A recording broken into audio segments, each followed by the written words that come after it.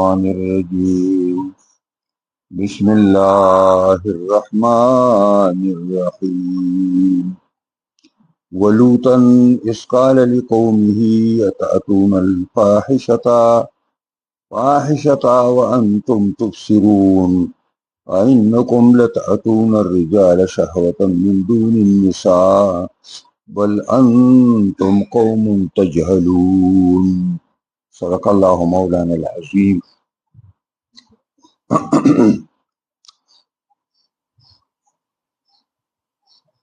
دا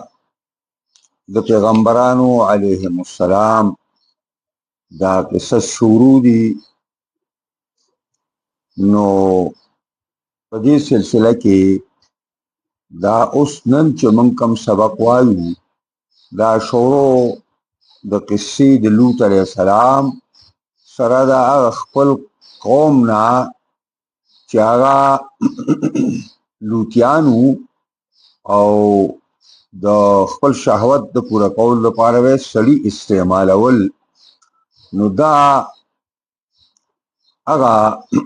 سلسله شروع ده چې هغه په هغې باندې مؤاخذه وکړه او د هغې د عمل قباحت او ناکاري هغوی ته بیان کړه. نو هغه بې غیرته قوم د دې لپاره چې د خپل پیغمبر د غیرت خبرې واوري الټا د هغه د کلي نه د شړلو او د ایستلو دباو یې په هغه باندې وکړو چې تا به موږ د دې کلي نه وشړو. ولوطن نو الله خپل پیغمبر محمد صلی الله علیه وسلم ته وایي چې واذکر لقومک لوطا، یاد کا خپل قوم ته لوط علیه السلام. اذ قال لقومه، هغه وخت چې وویل لوط علیه السلام خپل قوم ته اتأتون الفاحشة، آیا راځئ تاسو د بې حیایۍ کار ته او وانتم تبصرون، او حال دا دی چې تاسو ښه وینئ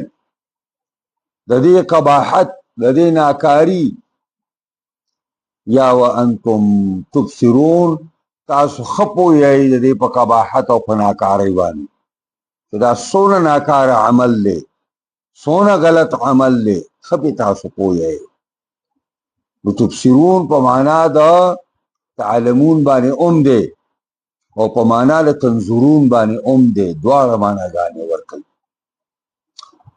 أئنکم لتأتون الرجال،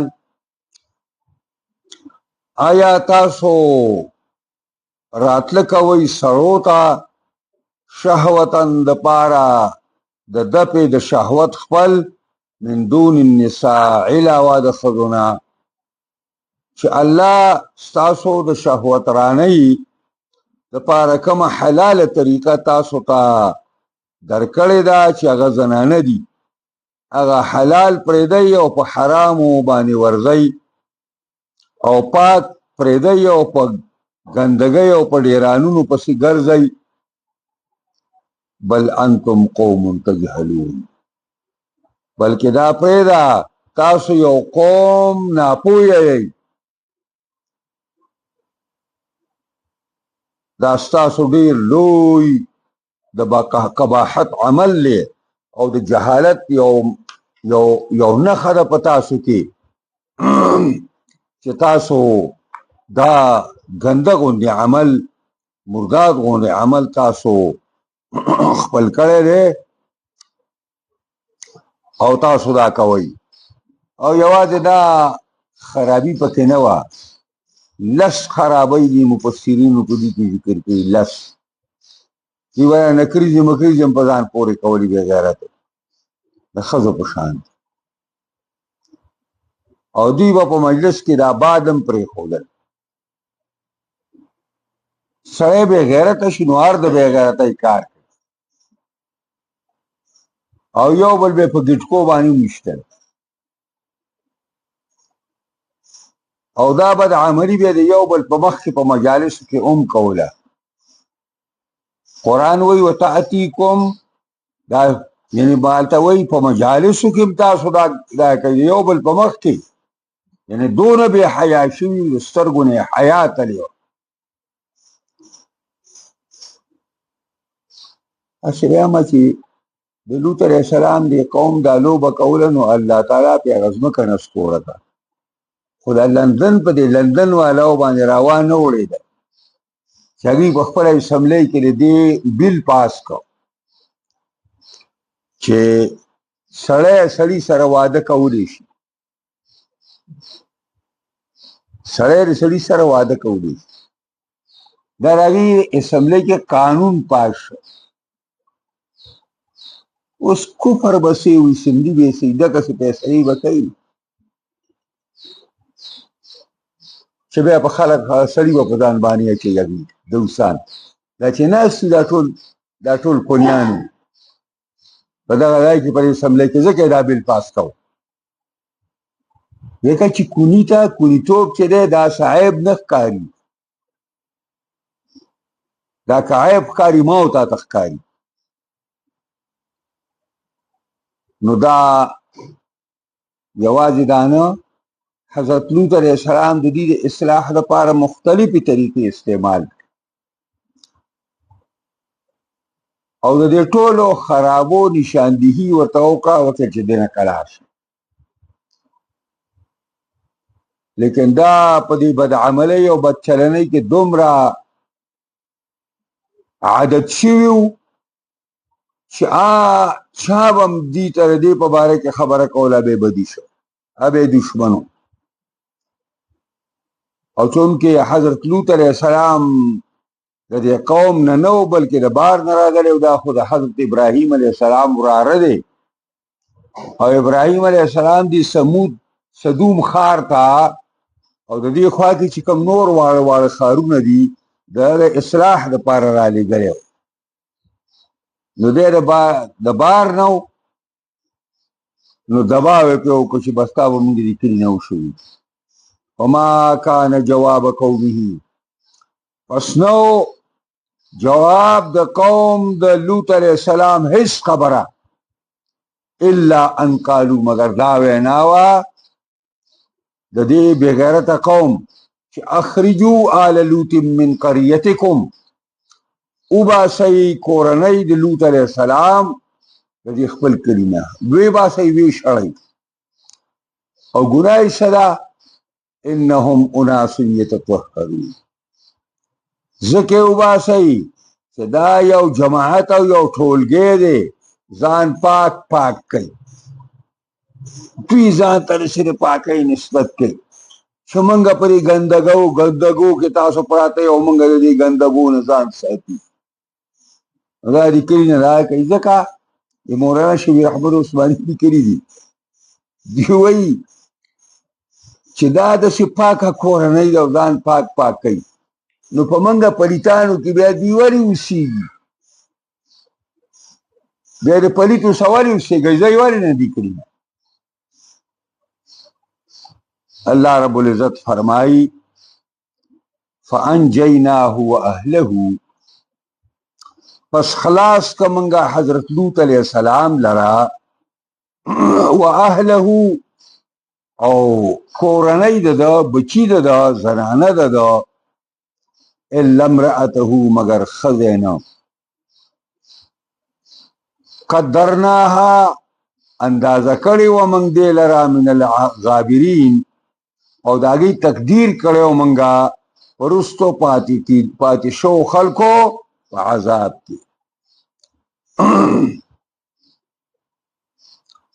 دا زنانه چې وه د لوط علیه السلام دا د دې قوم خور لور وه او د دې په دې ګنده عمل کې د دې ورسره پوره تعاون او مرسته وه. او چې کله جبریل علیه السلام د خپلو ملګرو سره د قوم د هلاکولو دپاره راغلی و او د ښایسته هلکانو په شکل کې راغلي او په ډېره تکنیکي طریقه باندې لوط علیه السلام کور ته پټ رادننه کړه او هېچا ونه لیدل. اوس کور کې د هغې مخبر ناست دی، په منډه د قوم مجلس ته لاړه وویل چې لوط داسې هلکان راوستي دي چې خالصې فرشتې دي فرشتې ویل فرشتې یې راوستي بس دقه دی چې لیوان رامنډې شروع کړې او د لوط علیه السلام کور ته نو دا مخبرین دی کړی وه دا د قوم معاونه وه دا نه چې دا زناکاره وه لکه دا د حافظ ابن کثیر لیکلي دي چې ما زنت امرأة نبي قطو چرته د پیغمبر بیبي زناکاره نشي ثابتېدی ځکه زنا په هر قوم کې عیب دی په هر قوم سوا د موجوده اباحیینو نه دا اوس چې کومه دهري مزاج یهود دي او که دهري مزاج او فرنګیان دي او که دوی زنا ته حرام نه وي بلکې دا اوسني شیخان د عربو دوی هم دې ته ایجار وایي ولې دا کوئ زه پیسې ورکوم نو مال که ستا زنانه او ستا خور او مور څوک پیسې ورکوي دا به جایز دي دا به مې جاري دا دونه بې غیرته شوي دي دا د مسلمانانو مشران دي او د مسلمانانو واګې دي په لاس کې تاسو چې دا دونه د یهودو سره دوی مینه او محبت یې هغوی له کورونه ورکوي هغوی له ځایونه ورکوي هغوی خپل او هغوی ته چې کوم تعاون او امداد راځي او یمن هلته لار بنده کړي سمندر بند کړي نو دا ولې د دوبۍ په لار باندې د سعودي په لار باندې هغه ګندو خلکو ته هغه د مسلمانانو په وینو چې لاس دغه دي ککړ دي هغوی ته ولې په دې باندې سامانونه ځي په هغه ځمکه چې صحابو ګټلې ده په هغې باندې پلیتو یهودو ته ساز و سامان او وسلې انهم اناس یتطهرون یقینا دا الا امرأته مگر خضر دا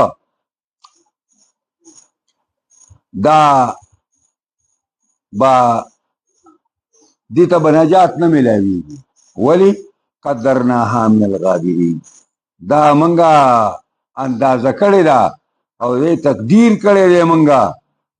وروستو پاتې کیدونکو خلکو په عذاب کې غابرین وروستو پاتو ته ویل کیږي وروستو پاتو خلکو ته دې ته دې وجې نه مستقبله او مضارع ته غابری دغه ورته وایي غابرتون یعنی مطلب دا دی آئنده وامطرنا علیهم مطرا او راوورو موږ په دې باندې راورول په دې باندې موږ د کاڼو باران فساء مطر المنذرین پس ناکار دی باران د یرولو شو الله رب العزت تاسې وکړه چې حضرت لوط علیه السلام ته ډېر لوی تکلیف په دغه میلمنو ورسېد او دروازه بنده کړه او دوی په دیوالونو را سوارېدل نو لوط علیه السلام وویل چې لو کان لی بکم قوه او آوی الی رکن شدید کاش کې زما د خپل لاس او د مټ زور وی او تاسو پلیتان مې په برابر کړي وي او یا ما یو مضبوطی قبیلې ته ډډه وهلې وې یعنې زه د یو مضبوطی قبیلې خاوند وې او خپله قبیله مې درپسې راوستې تاسو مې پې مردار کړي او آوي الی رکن شدید رکن شدید معنا دا رسول الله صلی الله علیه وسلم فرمایي زما پر ورور لوط تی الله رحم وکړي وایي په تقاضای بشریت ته دا خبره راوتې ده که نه د الله نه رکن شدید بل نشته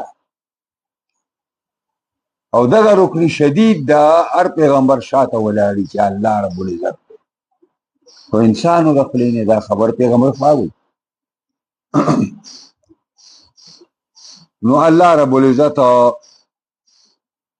جبريل دغه ته ویل ته مه خفه کېږه لن یصلوا الیک تا تم څه نشي ویلی موږ پرېږده موږ خو فرشتي دا وزیر سی وو دا شګي په وردا کې سترګو کې لاړ مرداران سترګې مګیو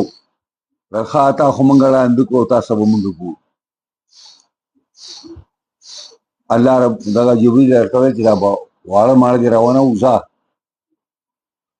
عذاب را روان دي هغه ول زر نه راځي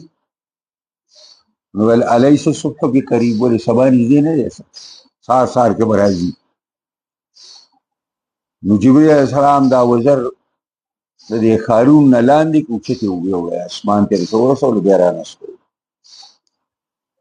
او راوی ګورځول او د ځمکه باندې پر ځمکه کې نه وته